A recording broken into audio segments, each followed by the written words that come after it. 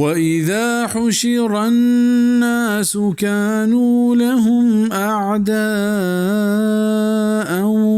وكانوا بعبادتهم كافرين.